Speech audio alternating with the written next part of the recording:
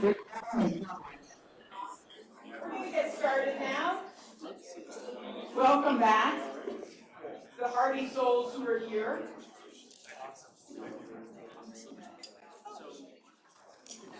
I have a few preliminary announcements, one of which is we'd love you to sit around afterwards and eat dinner here, but we also realize that some people are running to planes and trains and automobiles, and that's why dinner's in a box tonight. So if you have to, if you need to, stay as long as you can, run out, get a box, and we hope to feed you at least on your way out.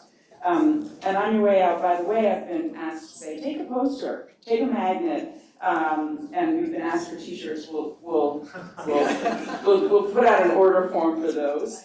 And lastly, please don't forget to turn in your keys. Very important that we get your keys back. Where? There's a box into which you drop your keys. You can also give your keys to one of the organizers. Okay, super. So this plenary bounces off of so much that's happened in this conference, especially in the immediately, I guess it was the session we had two before this, the perception, actually many sessions about the unsustainability of the current system. In spring 2023, this last spring, we all thought would be fairly routine. Right? We'd watch the Fed, we'd see how much it was raising interest rates, we'd debate how far they were going to go, what impact they were going to have, and then SVB happened. And SVB overnight changed our focus, not to mention our teaching plans. I don't know about the rest of you, but I had to throw mine out the window. 2008 had produced another unanticipated aftermath.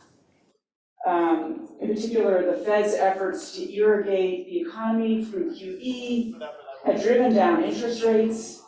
Banks now held treasuries that had low paid scant returns. Those securities lost value when the Fed started to raise its interest rates.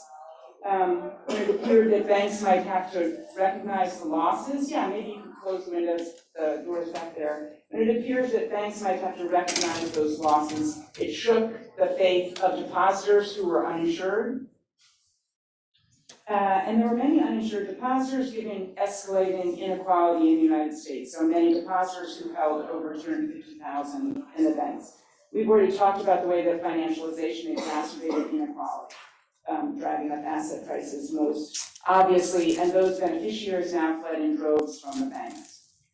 So the system, once again, in Robert Weber's terms, generated a crisis that needed to be contained, that it elicited more new, unusual and exigent remedies. So that drama poses the issue for this plenary. The question is, how do we redesign a system that looks increasingly unsustainable? What's your proposed reform? It's not only SVB, it's also the COVID crisis, it's 2008. All of these crises have convinced us that we need to propose more far-reaching structural reforms.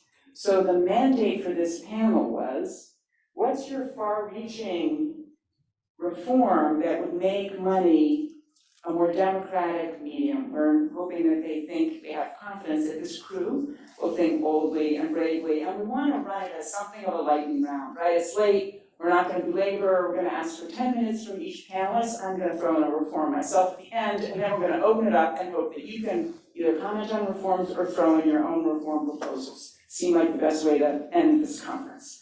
All right, so I'm going to start with, who's first on the, Morgan. Morgan Ricks needs no introduction. We all know of him as author of Money Problem and a wonderful theorist, brilliant theorist of money and money claims and your money.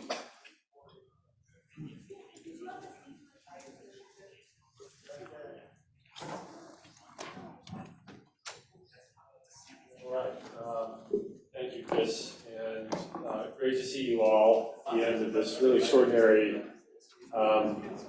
conference. I want to thank Chris for orchestrating this again. It's really been it's really been fantastic. So my talk is banks as public utilities. Gives a little bit of the gist of the the reform that I had in mind. This is based on joint work with Levin and the paper with this title that we had planned to release a few weeks ago, and we're still tinkering, so it's not happening.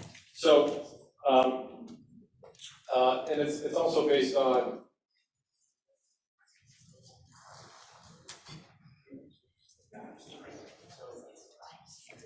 should I use this instead? I'll just use it.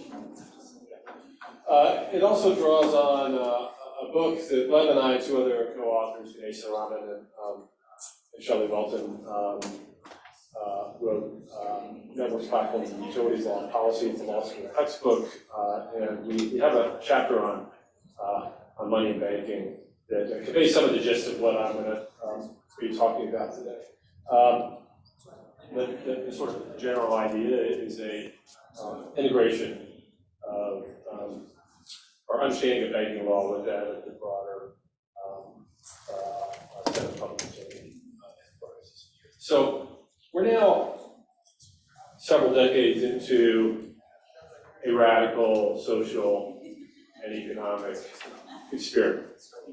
What happens when the leading global hegemon embarks on a sustained program of monetary liberalization, allowing unrestricted entry into the business of issuing dollar-based money substitutes, relaxing or dismantling laws that separate money creation from other financial activities, and permitting or even encouraging dollar-denominated private monies to proliferate, all while backstopping it all through the central bank.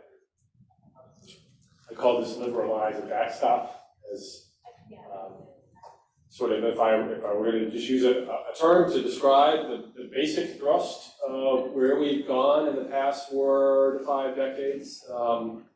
That's what I would call it. Our monetary framework system now is largely ungoverned. We can ask whether it's self-governing, whether the law of reflux, I don't know if Gary's still here, but whether we have a self-governing system, I have some doubts about that.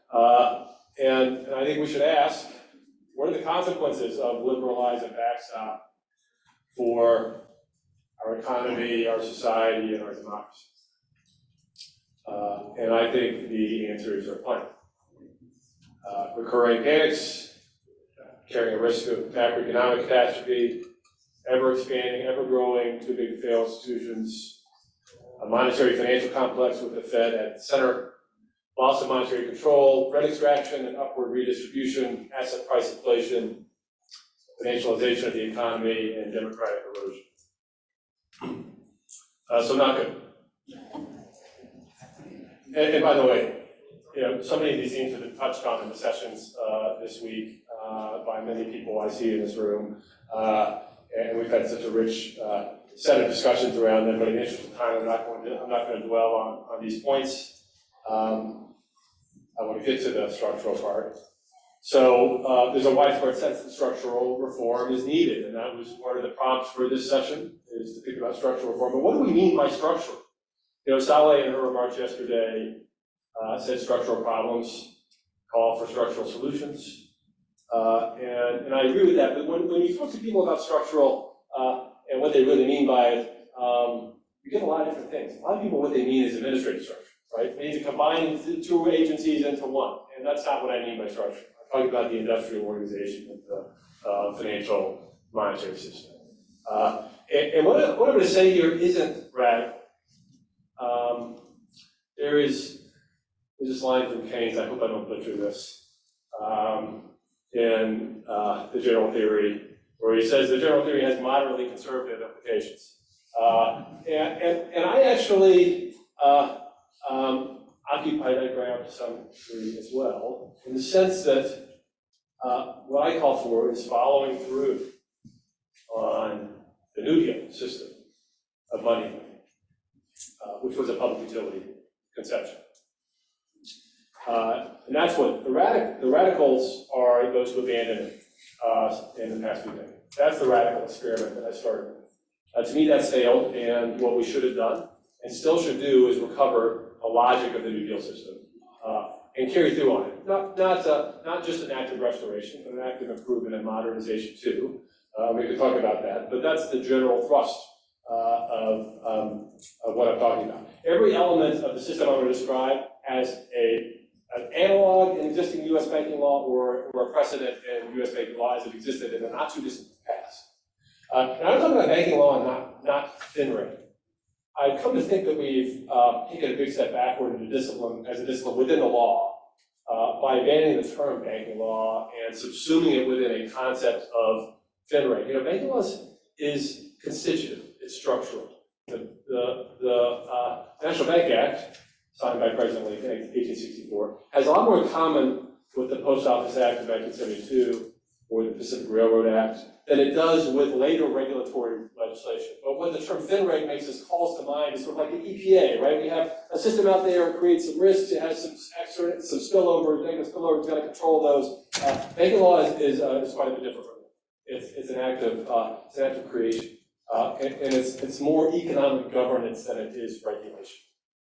So I suggest we recover the term banking law when speaking about money in the bank. Banking law is really monetary system design. And it needs to be viewed as a system. And so what are the questions that a system of banking law needs to answer? First, it needs to define legal institutional attributes of money that are issued by the banking system. And then it needs to answer a certain set of questions about money. What entities may legally issue it? Under what authority they may do so? How many of these enterprises are we going to have? Who's going to own them? Under what terms and conditions are they going to operate? What's their relationship to the state? What's the issuers of money? What is their relationship to the state? How are we going to exercise aggregate control over the money supply? And what are the mechanics of money transfer? That's a famous question. And I'm going to suggest that U.S. banking law, the New Deal system of banking law, answers those questions. And I'm just going to convey some of the core elements here, again, in the interest of time. First step is to confine money creation to a set of specially chartered banks. I'm going to say a little more about this momentarily, but it's the linchpin of everything else. It controls the quantity of money that they issue in the aggregate. It separates them from commerce, including financial commerce, in other words, other non-monetary financial activities. It diffuses them around the country. There's a geographic component to banking law. And then it calls for supervision, which is really a distinctive mode of economic governance that's almost unique to bank. And I want to come back now. So we can talk in more detail about what all of these things entail, but we don't really have time for that. I just want to go back to the first one, because this to me, as I said, is the linchpin. Confining, restricting entry into money creation is the first law of banking. It's where banking law starts. And we've been circling around this question a lot in many of the sessions I've been in today. And I just want to say, if we're not going to restrict entry into money creation and say who's allowed to do it and who is not, we are not doing structural anything, right? If that's not part of your system, then you're not doing structural anything. You're not really a structuralist. You're using the word as a buzzword. But you're not really committed to it. And so we do restrict entry into money creation in the banking world. Here's the law, it's currently on the books, it's 12 U.S.C. 37882. You can't maintain deposit liabilities unless you have a banking charter, is what it says, essentially. It doesn't say it that well. This was written in 1933. But that's essentially what it says. And the idea was we are confining issuance of money, understood as deposits, to our system of banks. This was the successor to the famous banknote tax of the National Bank Act, saying only national banks are going to issue the money supply. This is the successor to that law. It's essentially unenforced. We have no functional definition of deposits here within the law, unfortunately. This is in distinction to every other area of economic regulation that we have. In securities law, for the lawyers in the room, you study securities law, you study the first 3 weeks of securities law. What is a security? Right? There's a whole Howey test and a whole canonical case law about it, and there's gray areas and everything else, but you realize that's where you have to start, right? That has to be the starting point for securities regulation. defining what is security. Where is this discussion in the law of money lending, right? What is a deposit? In U.S. federal law, unfortunately, we say that the deposit is the liability of a bank, and a bank is that which takes deposits. So we are in a perfect legal circle, right? We haven't said anything legally. And so I've been arguing for a decade that the first step of banking law, the first step of reform is to define in functional terms what constitutes a monetary instrument, and to say that only chartered banks are allowed to issue money. And again, this has to be done in functional terms. This has to be the first step if we're going to be structuralists. If we're not going to do this, if we're not willing to do it, then we can talk about putting margin requirements on Eurodollars and tweaking the LCR here and having to do Basel 3.75, et cetera, but we shouldn't kid ourselves into thinking that we're actually deprivatizing the money supply, right? And whatever this functional definition is, it has to encompass dealer repo, Eurodollars, money fund shares, right? All these key things, all these multi-trillion-dollar markets that in the aggregate dwarf the supply of deposits in the U.S. economy that are issued by non-bank financial institutions, many of them overseas. In the case of Eurodollars. So without entry restriction, I'll repeat myself here, all hope for structural reform is lost. I'm out of my time.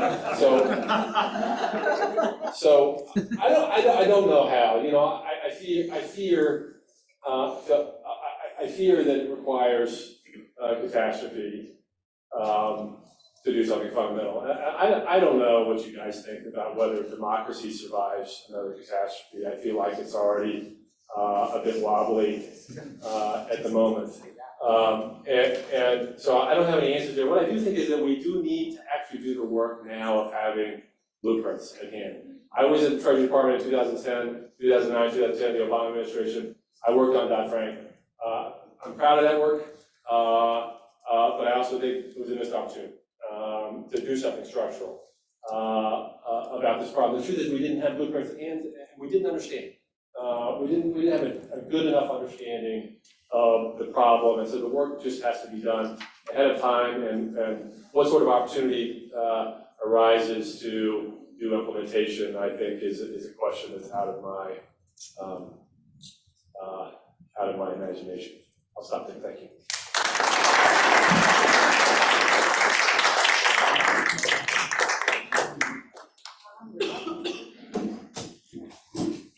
Our next speaker is Tom Ferguson, well known to many of you. Tom is the research director at the Institute for New Economic Thinking, a professor emeritus of economics at the University of Massachusetts. He's the national expert on the influence of money in politics, or on politics, with searing insight to match. So Tom, 10 minutes, please.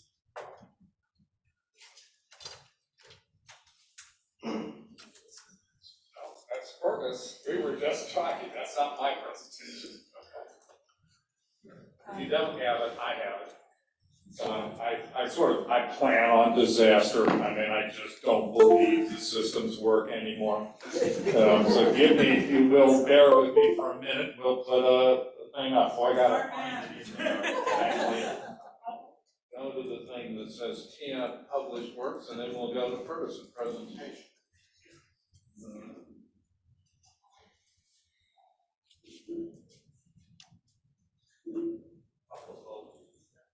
That's it. Yeah. In case it's not clear, it's Titian's Danae, where Zeus appears in a shower of coins. I thought it was extremely appropriate for my topic, and just want to stick with it. I would like, though, I've been all my life when I do talks like this, I begin by expressing how glad I am to be here. I thank Christine for that. But you know, after COVID, this is a little more poignant than it used to be. It's not quite routine. These days I have the feeling rather like the Pope when he said, "Hey, I'm still alive," in there. So, but I am actually very glad to be here, and I'm delighted that you're all here too. Now, I guess I can summarize. How do I move this thing? Can I move this? Can I? Okay, I've got the keyboard. Why doesn't it move? Oh God, if I have to use that thing. Yeah. Okay, thank you. All right, I'll do the best I can here. Does this thing work? No. Okay, all right. Now, let's try. I want to actually try to do this in 10 minutes. A lightning presentation means, everything rushes by like lightning, right? You see it for 5 seconds, if you're lucky, or at least it sticks in the after image. But I can come fairly quickly to the point. I think, in fact, to do this, I'm going to just quickly cycle through. What I wanted to do was take a series of cases, some of which you've discussed. You know SVB, for example, and I will just tell you what I think was going on there. Besides, yes, stupidity in the bank. I mean, why they couldn't do some hedges against, all their long-term assets depreciating in value, or why the Fed, the San Francisco Fed, did absolutely nothing to tell them. You know all that. You also know that they gave out their bonuses, etc. But we get stuck with this problem, which is that the regulators, in the end, couldn't decide what they were going to do. They guaranteed the deposits of the banks that failed, besides SVB, but they are doing it on a case-by-case basis, where they will certify that it's a potential emergency basis. I have to say that I thought their Dodd-Frank, which I too had a piece of, lots of people, Dodd-Frank is sort of a giant palimpsest that everybody had pieces of writing. That was a mistake. To make it so hard, one wants not to save bankers, but to save banks. You just don't want to recreate the Depression experience of massive bank failures ever. It set the wrong barrier there. But then the real reason nobody could actually do anything is our regulators were not in a position to do the Mario Draghi whatever it takes. The Congress was unwilling to go along. I don't doubt that there were some doubts in the Biden administration too, but we never heard about those. So now the crypto collapse is another amazing story, right? Where you think this is pretty obvious, all this stuff disappears, somebody should have done something, but in fact, nothing has been really settled other than the fact that $2.5 trillion or so disappeared. People are continuing to push in Congress a whole series of bills on this. Now, there are probably all kinds of views on crypto. I'm just going to tell you mine. I can't think of any reason why you need crypto except to keep things secret. That's probably not a wonderful idea. We will forget all this. We have green finance problems, which are now sort of breaking apart there.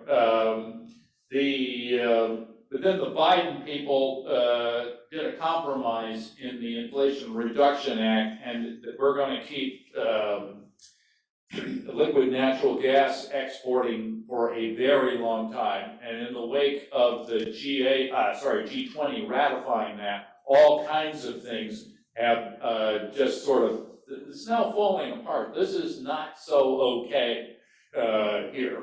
And green bonds are clear, but very good study. That Curtis et al. Thing, which if you go to the web, you can click on it and it should take you to the study. You're dealing with, an unsympathetic being would say, mass fraud in the case of green bonds, really on an enormous scale. The regulators are talking about picking it up, but they haven't done anything. Then there is the quant easing problem. I will pass over that. Mostly these are hobby horses that I and my friend Servas Storm sort of trotted out because it's such a disaster. People can't admit that the wealth effects stimulated spending. The wealth effects by spending by the rich. This is true even though Blanchard and Summers were saying just a few years ago that was the only way the U.S. economy probably could grow in the future. Instead, Summers blamed the Biden stimulus for wrecking the economy, leading to inflation. It's just not true. We'll forget those questions. I have a particular bone with the Fed on labor markets because Powell threw over all the research inside the regional banks and said, well, you know what, it's really all about a one-time effect of labor supply. It's not, and every time COVID comes around, you're going to have problems here. You'll all find that out. Everybody who teaches in the winter knows this. Okay, so what would actually fix this? That's the sort of problem we got, and the problem is really very straightforward, right? I'm sorry to say this at the end of the conference. Money is not a democratic medium. It's the most undemocratic medium you could possibly imagine, and that's just all there is to it. Okay, I want to walk you through this. We've seen already that the balance of power in Congress between the parties matters. I'm not trying to tell you it's all there is, but my colleagues and I do this sort of thing. That's the spatial regression for House elections. It basically, percent money is nicely predicts the total, the outcome of the vote. People who couldn't find that just were using the wrong indicator. They were doing things like how much money per ballot or something like that, which is obviously doing there. You can normalize that and just ask for the percentage of money, percentage of votes. And this is not happening, as a bunch of folks in political science periodically try to suggest. It must be, I've even seen this written in writing, well, there must be secret polls and people give all this money. No, you can actually carry this down to event analysis. I've done a lot of that. You can actually show, for example, that if I'm going to take the case of the Senate races in 2016, you could, for $7 or so, you could buy a contract that would pay you $100 if the Republicans saved the Senate. That's how bad things were there. Instead, they poured cash in and they won it. Every election for which we had evidence showed it's not just 2012, it's all of them since 1980. But there's another way of looking at the dominance of big money here in this system. This is from 2016. And basically what you've got here, I think you can probably hear me. I just want to follow this very simply. This is basically how when you sum all of the cash that people contribute, which is a step almost everybody screws up. They screw it up in this university, they screw it up everywhere. They just don't try very hard. Okay, but if you do that, you catch the repeat contributors, then you will quickly discover that, like Bernie Sanders had virtually, most of his money was coming in very small contributions. And you know what? He wasn't getting any contributions worth more than 100, hardly at all. For those of you who think that there will be a bunch of benevolent billionaires out there that will somehow save the system, this graph should not be too much comfort. Okay? Otherwise, just take a look. This was for 2016. Everybody, Trump had an interesting barbell combination. Hillary Clinton, no. Ryan, all the congressional leaders, all of them, Democrats and Republicans, were dependent on big cash. I couldn't resist calculating this year. That's Speaker McCarthy's. I think we were doing this for the debt ceiling accord. I mean, that's just absurd, okay? I mean, there now. So what do we, on another situation, I was so tired of hearing that you can't prove that congressmen and women vote for money that my colleagues and I set up a study, and what we used people as their own control. We took all the Democrats who initially voted to support Dodd-Frank, then changed their mind as amendments were passed in the next few years. And it was pretty much, there is a slight wobble on some redistricting. It doesn't matter. The bottom line is that it's the same folks doing the same districts, doing the same tricks as ever, and then it turns out, guess what? when they got paid a lot, and they changed their minds. Another paper I love is Tahone and Vasari. This paper deserves much more attention than you typically sees it. It shows you that as soon as you go on a congressional committee to deal with banking, suddenly they drown in loans, and they control for the possibility that they already had a lot of loans. No, there's brand new loans. Suddenly people want to throw money at, as though by an invisible hand. All right. So I conclude the system is dependent on tidal waves of political cash. This is the long and the short of it. It's obvious, you know what you gotta do as well as I do. You gotta get the cash out of politics. I like public funding. Then close the revolving doors, which have become crazy. I mean, as you can see, people now just are clearly going into the federal government because they think it's like the greatest recruitment agency for banking ever. Then the block golden parachutes, of which there are all kinds of those, and then this golden, what I call trampolines there, is really where you get lots of firms now writing contracts with people that when they hire for senior positions. If you go into public service, as they call it, you get this big bonus. I mean, that's just crazy. And they also, beginning in the 80s under Gingrich, they were systematically cutting congressional staff salaries and they had pensions.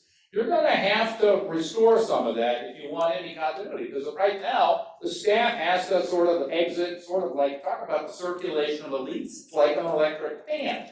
They just sort of whoop and out. And then finally, it would be nice if you ended investigations of the Fed or the FDIC by itself. Right? I mean, this is crazy. The system is, an unsympathetic being would say, rotten to the core.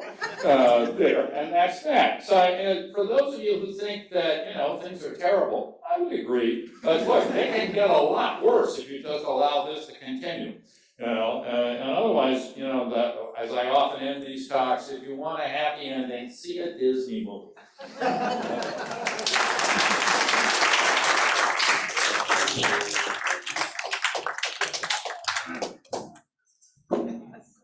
I feel sorry for the person who has to follow that. Rory, I have you next on the list. Rory Van Loo is a professor of law at Boston University School of Law. He focuses on consumer finance, corporate compliance. He literally helped set up the CFPB, demonstrating that we really can change the system. I'm not going to ask you about this. Change the architecture in real time. Rory. The CFPB was not rotten to the core. So the Silicon Valley Bank collapse had behind the scenes two accomplices that I'm going to focus in on and tie to some of the big themes of this conference. Those two accomplices are suspense, drum roll, technology, and inflation. And once fully interrogated, if you will, these two accomplices will help reveal some of the ways that I think our money infrastructure needs to change, and more specifically, they'll help reveal that we need a more future-oriented infrastructure that's also candid about sacrifice. So, as you may be aware, one of the big kind of ironies of the Silicon Valley Bank collapse was that technology played a major role in accelerating what happened. Right? So there were these tweets going around. This one was viewed by over 2.4 million people, and that accelerated the contagion, the panic, and also people were just going online and in a few clicks transferring their money to other banks. Right? And to give you a sense of how fast this happened, $42 billion were withdrawn in one day. Now, in the largest bank collapse of all time, Washington Mutual, $17 billion were withdrawn over the course of 9 days, right? So considerably faster than it has happened before. And to be clear, the result here probably would have been the same even if technology had not been involved, even without social media. But in some ways, that's part of the problem, right? The response is not going to be about technology. It's already clear that the response is going to follow the blueprint that we've seen in other crises, which is focused on the very clear preceding problem, whatever salient, and narrowly fix that. And this is, by the way, what industry lobbyists always encourage. Don't get too creative, don't think too much about this. We have a very particular thing that needs to be fixed. And the problem with that is that everybody knows there's going to be another financial crisis, right? But the trigger is always different. And so if you're always fixing just the trigger that caused the last financial crisis, you're going to inevitably miss the next one, right? So next time the trigger, even if it had fixed this particular, or done something about social media contagion, the next one may look totally different, right? It might be that we'll have artificially intelligent advisors on our phones that say, hey, you should switch your money to this other bank account to get a higher interest rate, and so millions and millions of people do that and withdraw their money for opportunity, not fear, right? So a totally different problem. And so we need to move beyond the kind of narrow lens of focusing on the last trigger to the crisis. And a couple of quick ideas for how to do this. So one would be to have futurists in our administrative agencies and our financial regulators, right? And their job would be to kind of predict and forecast future scenarios in more imaginative ways, and to force decision makers to think about those scenarios. And by the way, this may sound crazy at first, but this is something that the largest companies are already doing, right? Citibank, Ford Motor Company, they have hired very senior level futurists. You can call them prognosticators, forecasters, modelers, whatever you want to call them. And so these futurists could also then feed into a more robust version of stress tests, right? Where these stress tests would require policymakers to actually role play and problem solve through these dire, whatever future Armageddon type scenarios, or these new risks and threats that nobody's thinking about, and then to develop policy responses outside of the crisis, right? Because it's a simulation. So that's the first kind of accomplice that I wanted to focus on. The second is inflation again, and what happened here was that the Fed was increasing interest rates in response to inflation, and that caused a mismatch between the liabilities and assets of Silicon Valley Bank. And my main problem with this that I want to focus on is that the Federal Reserve was not candid or explicit about the sacrifices. It wasn't clear, although macroeconomic analyses, basic, straightforward analyses of inflation require a sacrifice ratio of some sort, how many jobs are lost for a given lowering of inflation. But so surely the Fed did something like that, but it wasn't clear publicly what those losses were expected to be by group, or which people, which households, which portions of our world we're going to have to sacrifice, and how much they're going to have to sacrifice. And so what I'd like to see is something like a sacrifice statement required of the Federal Reserve and policymakers when they're making these really important policy decisions. And yesterday in the afternoon session on the Fed, there was this really great question from somebody in the audience asking the panelists if you could require the Fed to produce some data, what would it be?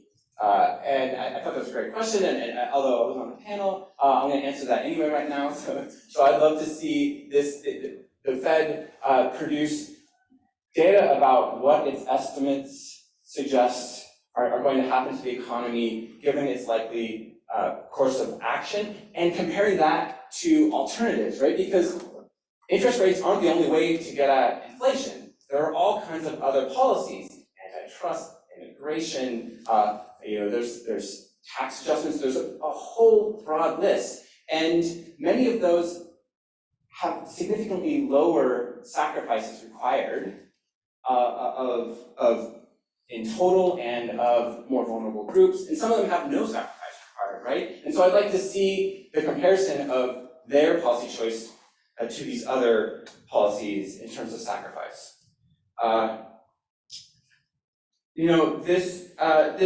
So just to summarize this, some of you might be saying, wait, but information disclosures kind of sound similar to these sacrifice statements, right? And information disclosures are kind of criticized as a regulation for conservatives because you don't really have to change anything. You can just say what you're doing and then do the same thing, right? And there hasn't been a lot of love for stress tests in this conference so far, right?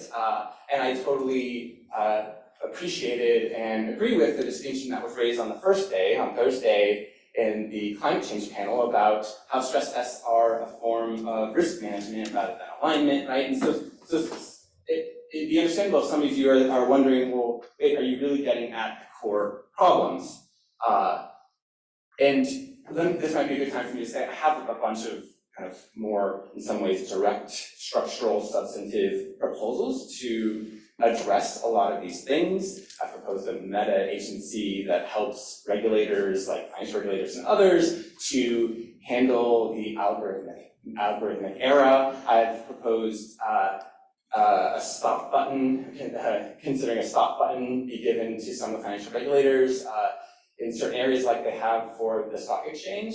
If some of these algorithmic advice contagions start to appear, and points of connectivity and coordination across macroeconomic regulators and entities like the Federal Reserve with more micro-focused regulators like the FTC. But I'm still focusing on these kinds of more meta proposals here because I think that they, first of all, they respond to the prompt to the task given to us of designing solutions that make money more democratic, right? Because in times of crisis, as we've seen mentioned again and again in this conference, democracy is often shoved aside. And so forcing policymakers to think through crises in advance with a very blunt statement of the sacrifices involved, and to develop intended courses of actions that they can then pull off the shelf would enable the research to be conducted and the conversations to be had, ideally in a participatory public way, that can't happen during a crisis necessarily. And so that's one reason. The second reason is that it kind of speaks a little bit to Morgan's last slide, but how politically, I don't know. I think that's right. And this is all really hard to imagine any of these ideas moving forward. And I think that whatever the solutions, if we treat banks as public entities that are kind of like utilities, if we have a national investment authority, which is always a proposal, we still need we still want accountability mechanisms, right? And so what these are about, they're not about risk management, they're about increasing accountability of our leaders and to move from backward-looking to forward-looking, to move from distributional silence to distributional candor. I think what needs to happen is some difficult conversations that political leaders and policymakers currently want to avoid. And so mandated kind of future-oriented stress tests and sacrifice statements might be, are examples of the kinds of tools that can force these difficult conversations and thus maybe push us past the narrowness of thinking toward some of these bold proposals that you all are making. Thank you.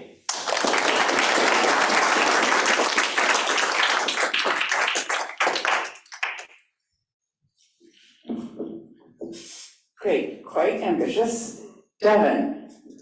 Devin Fergus is the Arvar Strickland Distinguished Professor of History and Black Studies at University of Missouri, where he focuses on political economy, policy, inequality in modern America. He's the author of The Land of the Fee, which explores the hidden costs of rising financial fees at home, school, work, transportation, on wealth, and mobility in the modern world. His work has been game-changing in both the scholarly and the policy worlds. Devin.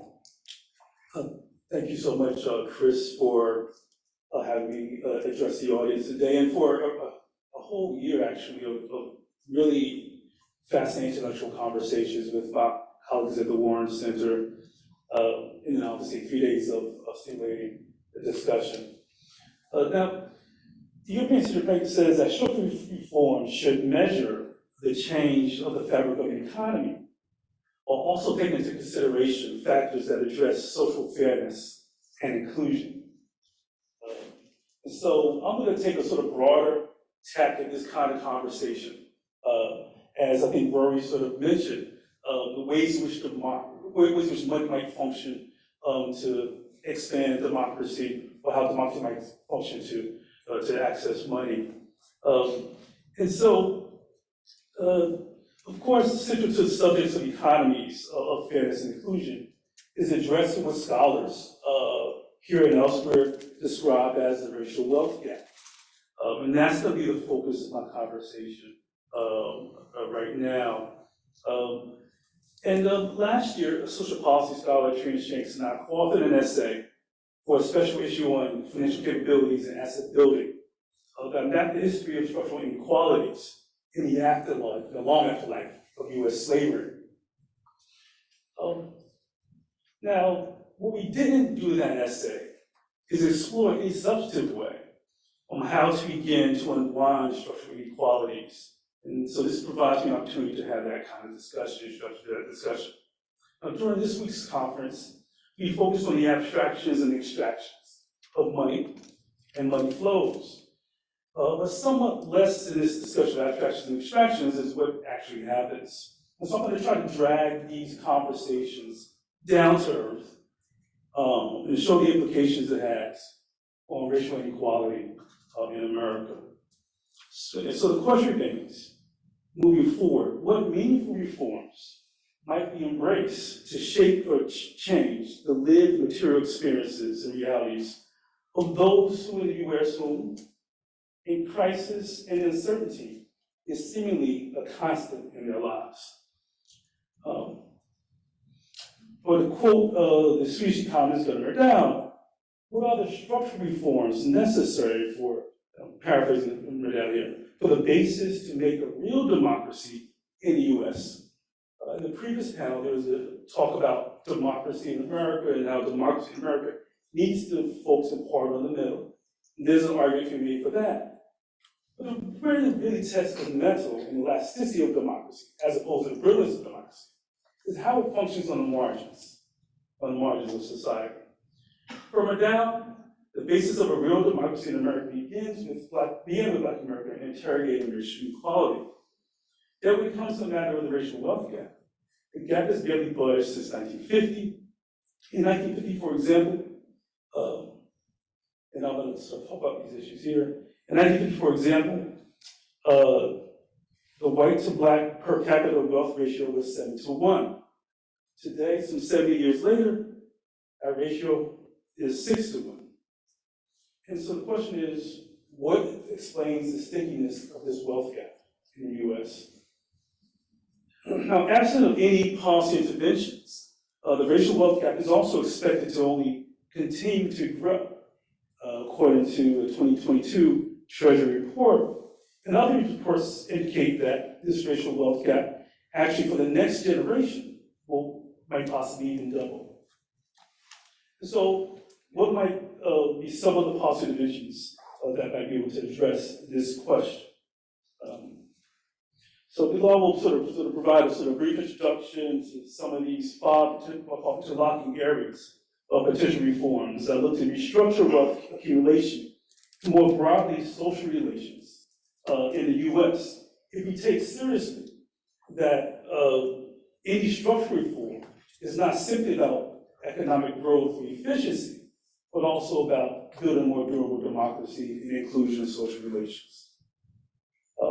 And so one first step into this sort of process might be the creation of, or the implementation of what's called sort of baby bonds. So the first reform that might address the widening of the wealth gap, particularly for the next generation, is something like baby bonds. The conversations popped up during the last couple of days about how to make citizen investors. And one way to do that is the creation and implementation of baby bonds.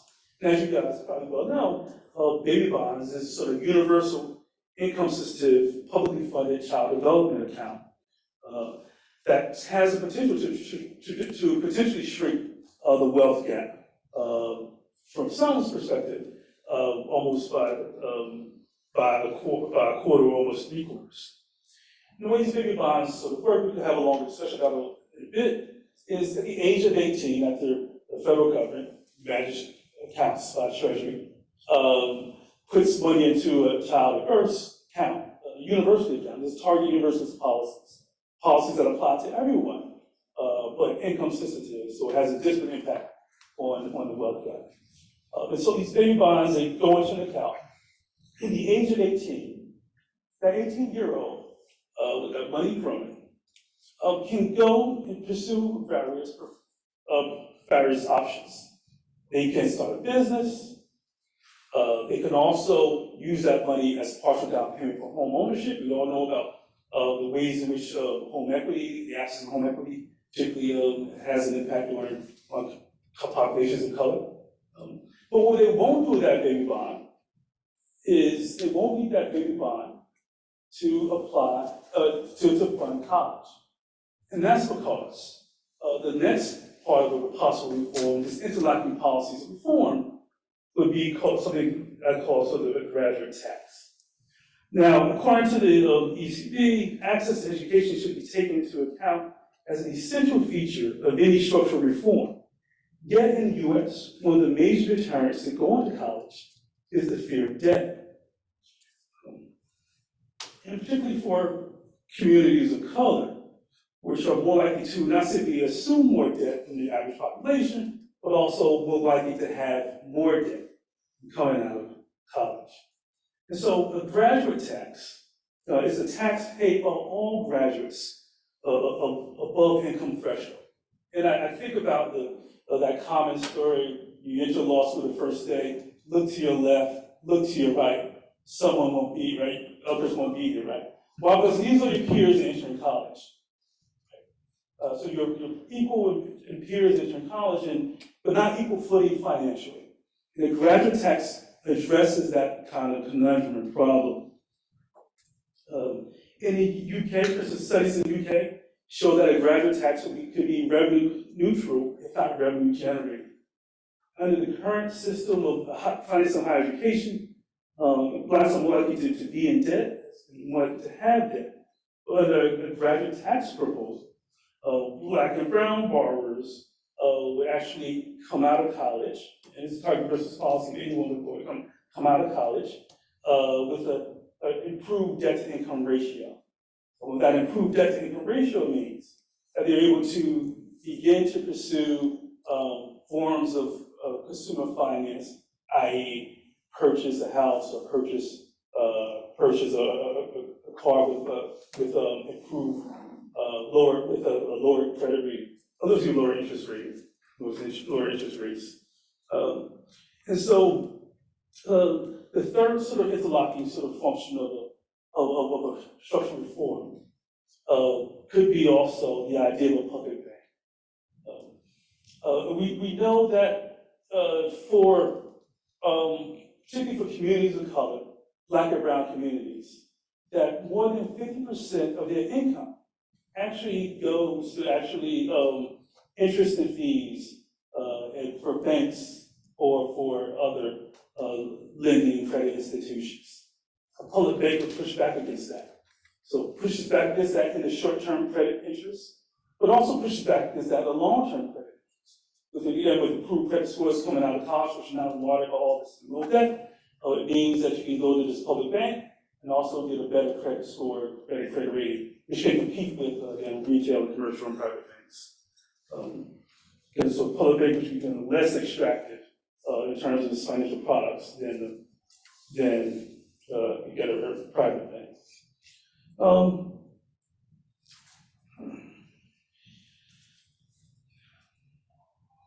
And the third sort of item, which is critical, because it addresses, those first three items in part addresses many ways to sort of finance the private sort of sector.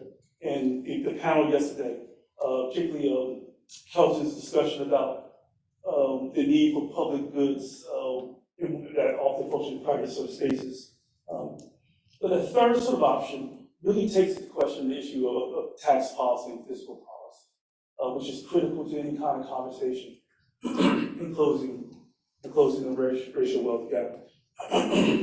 and particularly the four particular policies in general. One is increasing the inheritance tax, particularly the income sensitive too.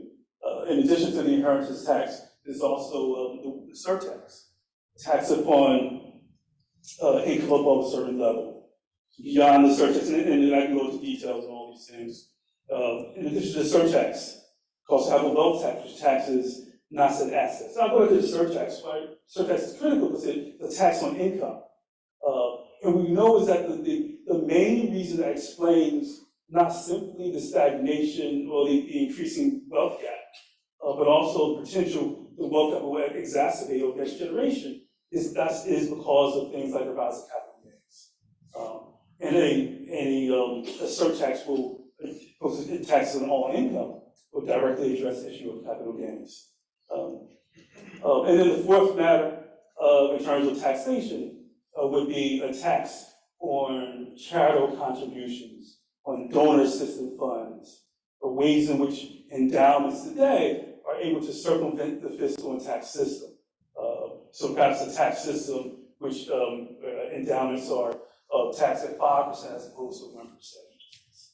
We can have sort of a much longer conversation about the ways in which tax policy exacerbates inequality. And this is critical to have a discussion. All told, these sort of four tax policies, in terms of the revenue that we generated, approximately $3 trillion over 10 years.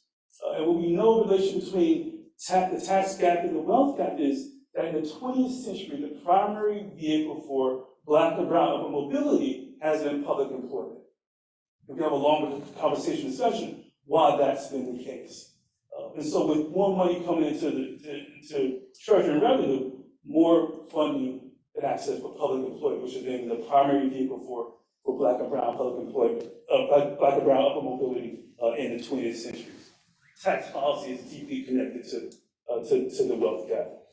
And then finally, these are all interlocking policies. Starting out with baby bonds, you can use, as I said, up to 18, or keep it in account beyond that. If you want to pay for college, because of things like the graduate tax, offset that cost, improve debt to income ratios for people who want to provide for consumer loans. But all these policies are interlocking. But what's also critical is to make sure that there are other policies in the system that are on the table that don't contravene these existing policies. And there, the fifth sort of reform would be the implementation of a racial wealth audit or a racial equity assessment. Something that's sort of akin to the Congressional Budget Office in where they actually require that in every bill that passes through appropriations is actually scored for its impact on the federal debt. A similar sort of thing in terms of racial wealth audit. Any bill that is promoted or is advanced beyond committee is scored for its potential impact in terms of racial wealth. And that's it. I'm happy to expound and expand and talk more about these issues. Thank you.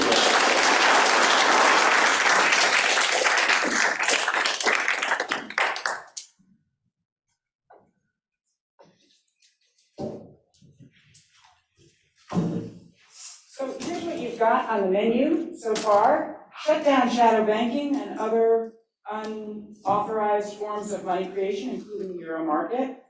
Get money out of politics. This is an unambitious list. Appoint futurists and embrace sacrifice. Address the racial wealth gap. I'm about to add another one. I'm going to throw another one on, and then I'm going to open it up, right? But I couldn't resist throwing another one on, which is I think we should innovate outside the profit-driven architecture of modern money creation. That architecture currently controls the allocation of credit. We give a virtual monopoly at the retail level to commercial banks to create credit. We give another large swath of territory to the shadow banks. Neither sector has made the case that it's either efficient or equitable at allocating credit. Credit that's made possible by the privilege of money creation. So SVB, the COVID crisis, 2008, all of them have generated one proposal for reform after another while demonstrating how unstable and unsustainable our system is. And often these proposals amount to stabilizing the system. At best, they amount to taking back money creative power. That is, these reforms work on what Solly would say is the liability side of the balance sheet. But that priority has obscured another problem with the system, which is the asset side of the balance sheet. The way we allocate the ability to give out credit at the retail level. Banks claim this as their expertise, but they've never demonstrated that expertise against alternatives. As Devin just indicated, banks have, in fact, a poor record, one that is discriminatory by race, gender, religion, union status, and many types of economic activity, including any activity that does not return a profit to the funder in short enough order to fit its commercial business model. How in the world did we get to the point where we thought this was the exclusive way to allocate credit in new money, right? That model. When we look at the matter historically, we see that commercial banks took center stage. Retail commercial banks took center stage in the 19th century because they were good at creating money, not because they were good at allocating credit. And they've never made the case that they had to stand, that they could stand on that expertise independent of the privilege of money creation. So Badgett teaches us banks came about because they could issue notes in England, not because they were experts in allocating credit. And never did banks justify their role as credit allocators standing independently. But democratic societies can't claim the same paths. They can't take the same paths. They have to justify the way that they delegate the privilege of money creation, and I don't think we've done that, right? We haven't justified the way we allocate credit. In my view, we need to find a solution for that. So I'm going to suggest two quick solutions. One is, indeed, public banking, right? That would enrich the ecosystem of credit, diversify the way that newly issued money flows by race, by gender, by religion, by worthy economic activity. Along the way, by the same token, if you pluralize the way that we allocate and create credit, do money creation, we would actually stabilize the broader system. Second suggestion is direct issue dollars. And here I just want to bounce off the previous session, previous session. The federal government could take back the authority to spend in newly created money, spending that is its credit directly into circulation, borrowing in effect the way we did in the 18th century, the way we did in the Civil War with the greenbacks, borrowing by spending to people directly without moving through the financial system, without operating through the banking system. This is another form of credit. The technique cuts financial actors and instruments out of the mediating position. They need not interpose in every act of government borrowing. The government can borrow directly by tax anticipation. And that would allow us to issue money directly. Again, we've succeeded at that kind of spending before by the greenback, by Treasury notes, by bills of credit, in the UK by exchequer bills.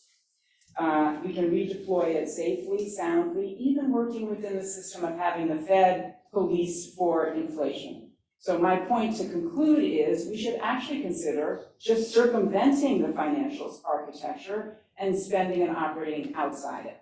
Okay, a fifth proposal for reform.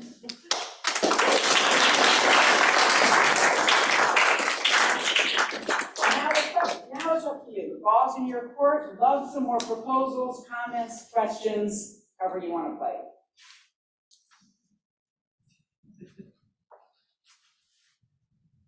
Yeah, Aaron.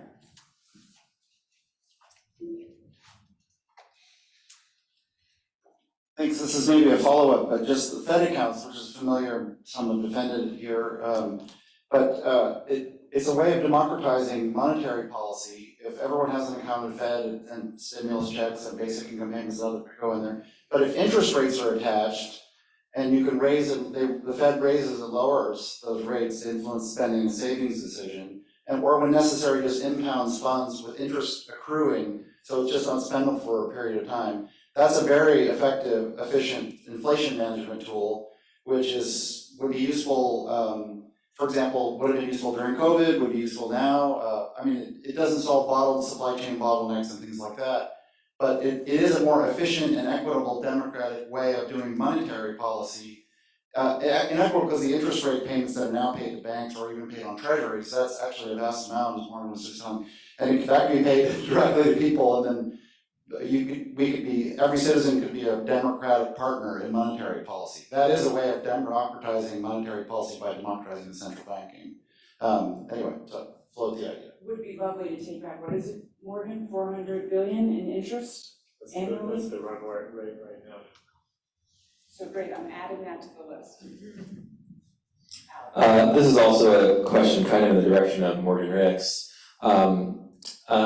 If you restrict money creation in the way that you propose, that's going to eliminate a lot of money creation, which of course is the intent. But to what extent would the public money creation or the regulated money creation need to mimic the money creation that the private financial system was previously doing? Do you just shut it all down and then kind of see what the economy needs and build up only the stuff that's appropriate, or what are you thinking about that? Yeah, I mean, the idea is that you have public control over the money supply, which you don't have now.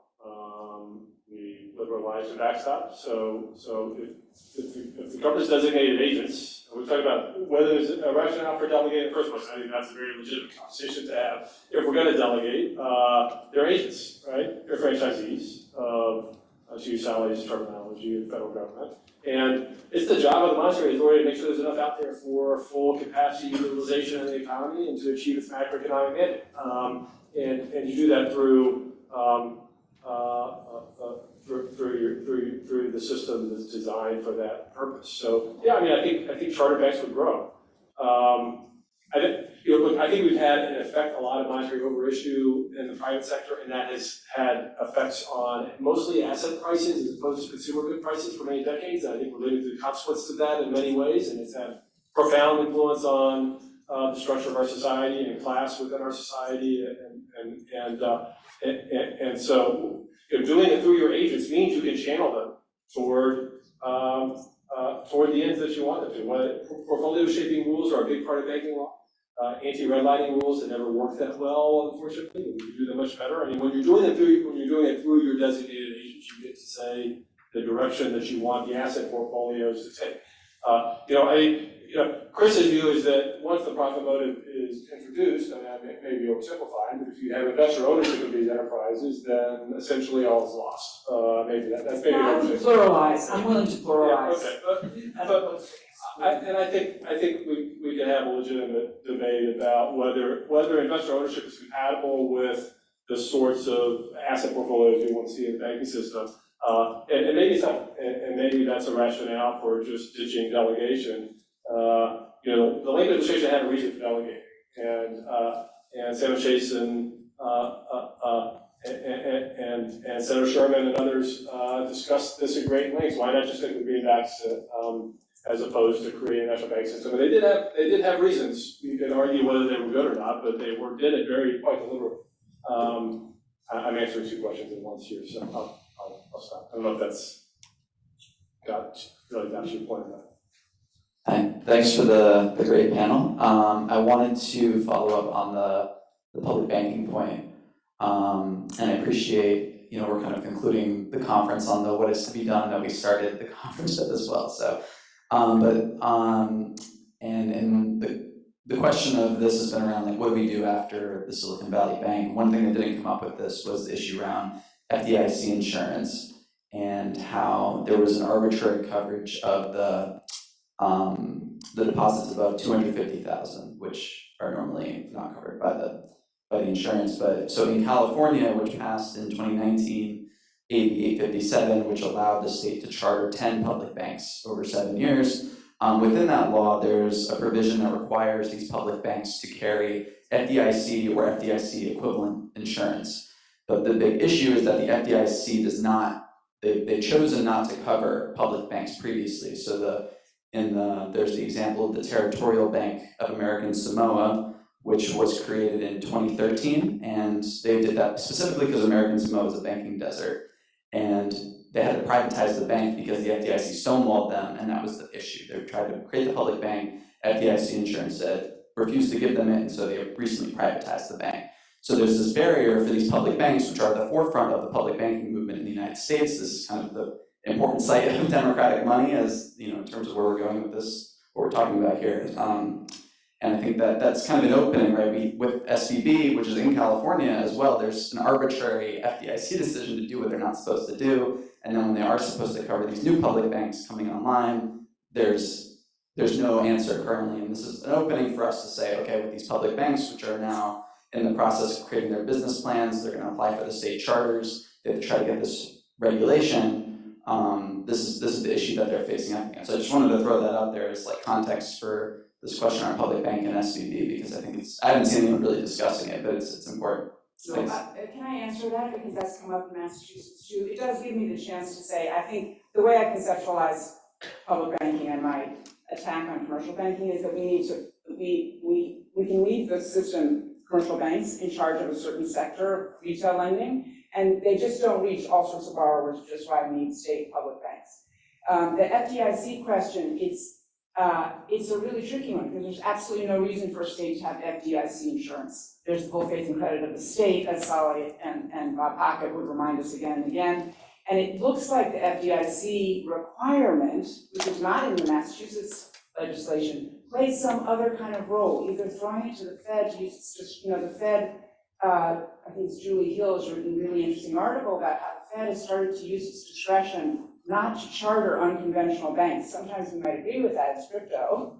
Sometimes we might disagree, the narrow bank, right? And that the FDIC insurance point is a card to be played in that game. The other possibility is the FDIC insurance, which, as I said, makes no sense when you look at it quantitatively, is a way of channeling regulatory authority, right? So the Fed actually doesn't want authority to regulate public banks, which is where they would fall as state chartered entities unless they were FDIC insured.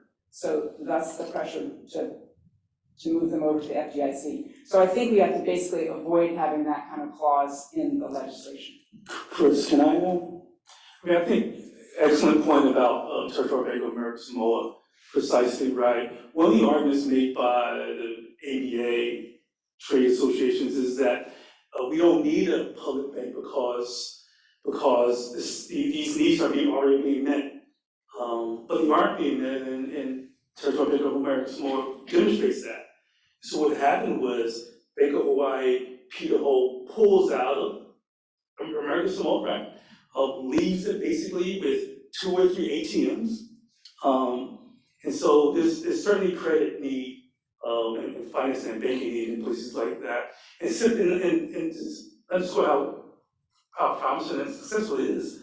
Now in Hawaii, they're talking about bringing public banking there. And so, because of the success and effectiveness of American Bank Small. There they also offer cheaper credit cards and things like that as well. Yeah, and Thank you so much. Again, wonderful conference, wonderful panel. I want to ask you about profit. I agree with you entirely that there's an entire infrastructure of economic reasoning that would say profit is the ideal way to guide the system. It's efficient, it rewards incentives, creativity, it trickles down. I mean, there's an enormous infrastructure supporting profit is the best way to run the system. Would you challenge that? so I think I challenge that on many levels, but I don't need to in order to argue that there's a gap. There's a floor below which there's all sorts of profitable, actually sound, sustainable, productive lending to be done that commercial banks aren't interested in. So if you ask the CDFIs in Massachusetts, community development finance institutions, they're very heavily deployed. That is, they're using their funds very intensely because there's so much demand for that funding. Their success rate is very high. So they have same kinds of soundness records as commercial banks do, but they're lending to a different population, a population that often needs longer-term, lower interest loans, and given those conditions can actually prosper. So there are all sorts of modes in which we're actually failing to reach people, even when their productive activities would return a profit.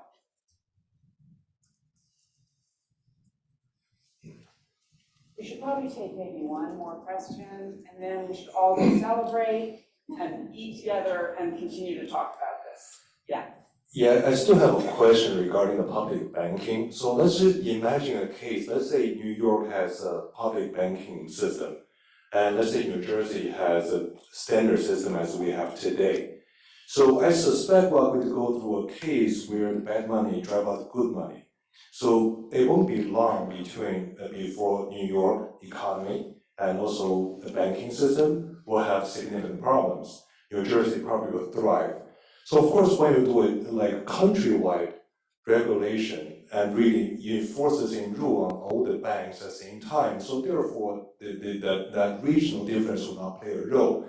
However, when you have a competition that can come from outside sources, we will still potentially go through what I suspect to be a bad money, drive out good money process. So which of course I agree, public banking has some virtues, have a lot of good things, but I think probably will not survive under pressure. It's an interesting note to end on. I mean, it does reinforce that we're talking about a complementary system. So New York keeps it'd be hard to imagine New York getting rid of its commercial banking system or its financial system. That stays intact.